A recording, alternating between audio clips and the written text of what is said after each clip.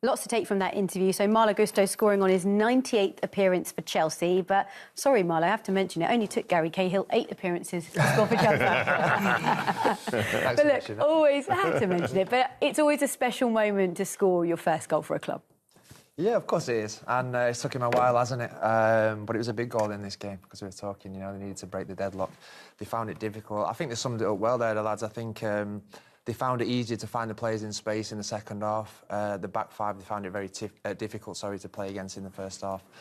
But like I said, he got the job done. And 98 games, 159 career appearances for his first goal. So it's been a long time. I'm sure he'll enjoy that one tonight. Yeah, I'm sure he will. But it was the goal that really made the difference because it got things going, didn't it? And Chelsea really needed to find a way. Yeah, it did. It stopped Wolves from packing the defence, and packing the box as well. They have to come out and have a little go at Chelsea because they're going to lose the game. And that's where the spaces came. That's where the chances came. And Chelsea took full advantage of that. Well, let's have a look at the first goal. Malo Gusto, as we've just seen. I mean, he'll be delighted to have scored. But talk us through this one, Gary. Yeah, he will be. Garnacho, 2 assists tonight. He was delivering from that left-hand side. The ball comes back out now. He just works his feet, fakes the cross, and then puts a lovely ball in. Gusto the back post. He can't really miss from that angle. What I want to look at here is just the centre-back position. I think Totti Gomez here. The issue I've got is he never once opens his body up to check where these strikers are. If you look, he's always ball watching and never opening his body up. I think he'll be disappointed with this. The second time again, he doesn't open his body. I'm not even sure he's aware that he's behind him. If he does open his body, he sees him. He goes against him. Maybe he pushes Hugo Bueno out one. And it's an easy, in terms of size and presence, it's an easy header away. But, yeah, my issue with that from a defensive point of view is you have to open your body up for wide positions and you have to get against players and mark players.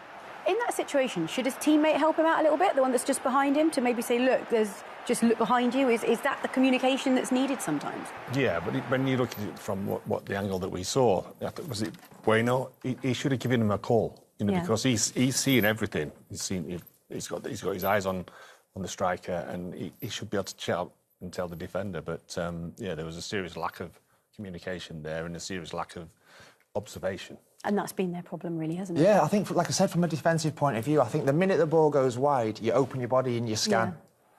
Yeah. He goes to the byline, he fakes the cross with his left foot. Again, you scan again. You have to keep constantly opening your body and seeing where the striker is. And that's my issue there. I don't think he does that once, so I think he'll be disappointed. And, from that position there, it's an easy header for Gusto. But great piece of play from Garnacho. Great ball. And, yeah, first goal in 98 games. There we go. João Pedro, a significant milestone for him because it was his 100th Premier League appearance and he made it 2-0. Yeah, it's a good finish as well. I think they got a little bit fortunate with the deflection on the cross, but, it was a fantastic finish. He played his part as well, obviously. Yeah, comes on and obviously, he's gets a good assist. Taking players on, that's what Chelsea wanted. Gets a little deflection there, but what you need to look at is you see João Pedro. Neto makes a great run, by the way, to take a defender with him, and the ball comes in, and João Pedro's pushed the other defender away just to give himself a little bit of space, and then he's got all the time he needs to pick his spot. It's weird that he picks the middle of the goal, but still back of the net. But actually, talking about Esteval there, he really did have an impact very quickly, and it was mentioned in the interview that there were lots of boos at half-time from the Chelsea fans, but as soon as he came on, it just lifted the spirits of the fans a little bit. Yeah, he's definitely got them on side. Yeah, we said that at half-time. The fans love him. I've been there numerous times, and when he comes on, they're very excited. He's one of them players, excited to watch him. He's a player that people pay money to come and see, and he's playing with freedom. As a young boy, 18, I think he is very direct and gets the fans off the seat. So he's certainly won them over. And he had an impact today, obviously, when he came on. Yeah, definitely. And then we saw Pedro Neto score against his former side, which I guess it must feel sweet for a player to score against your former side, or not? I have no idea. You don't have an idea, but you. It's sweet to score full stop. Well, this is a classic counter-attack. It's great vision from Enzo. One touch. He knows where Garnacho is. Garnacho's already set off. He burns him for pace there. And it's a simple ball across to finish. It's what we spoke about, The game's obviously got stretched now for Wolves. Wolves are 2-0 down. They have to try and get back in the game, and this is where the pitch opens up. It's great vision from Enzo. He checks his shoulder once, he knows he's on his way, He doesn't put the ball behind him. You see that so many times where, you know, people want the ball in front of him so he can just go on in his natural stride, which he does.